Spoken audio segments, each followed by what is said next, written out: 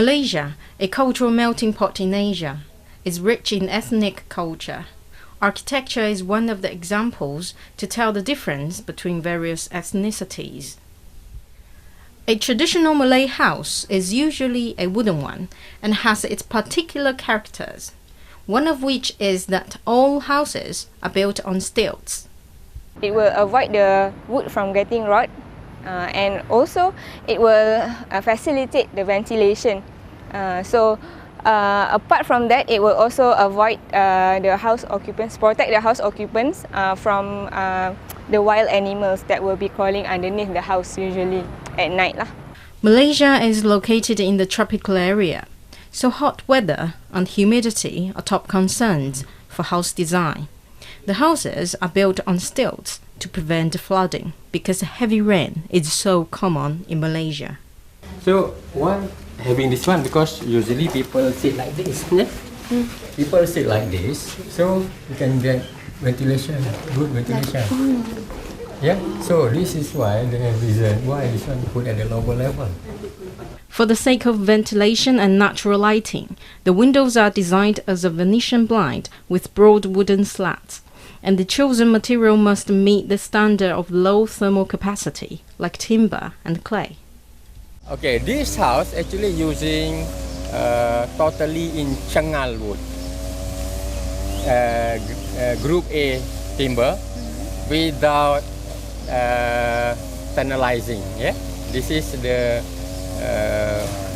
one of hardwood that no need to tunnelize, no need to trip.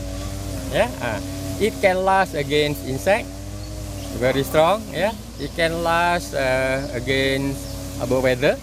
These preserved traditional Malay houses were mostly owned by aristocrats in the early 20th century.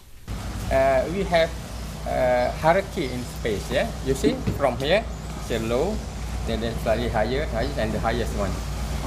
The highest one is the main house.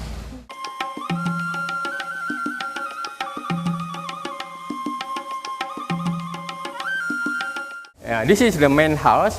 Consists of actually we have this house having 16 main pillar. Yeah, 16 main pillar. You see, if you count here, we have 16.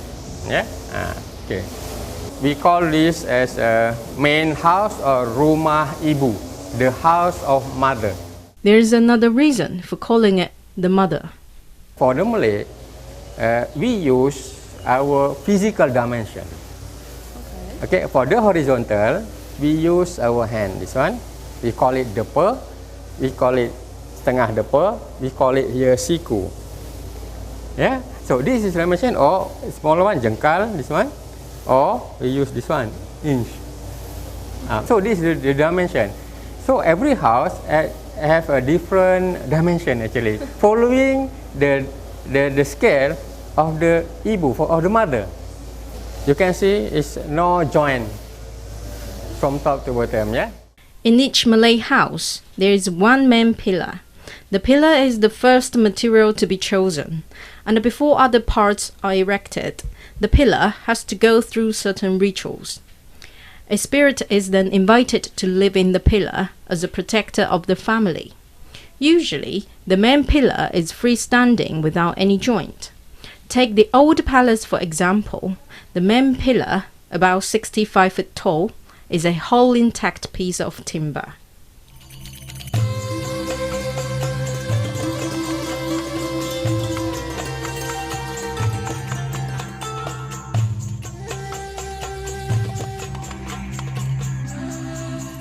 This 4-story wooden architecture was a royal residence back then, and like other Malay houses, this building did not use a single nail. After everything intact, just like Lego, everything intact then become very strong. Yeah. So even though you can dismantle piece by piece. Malay houses have high flexibility in terms of the composition of house modules. It is a very sophisticated building system that allows the owner to build or remove some parts of the house according to the family's socio-economic needs.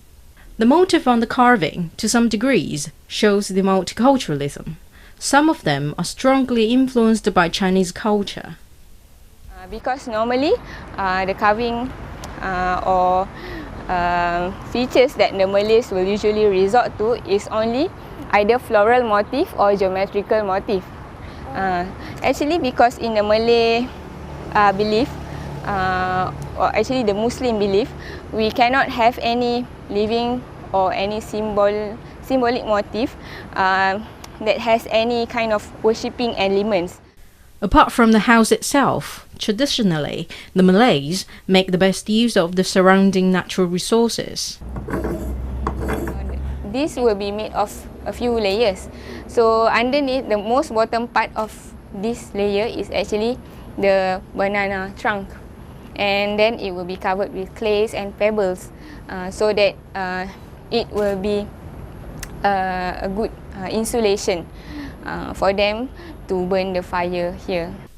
Although there are only few Malays practicing self-sufficient way of living nowadays, the wisdom of living in harmony with nature has been retained well.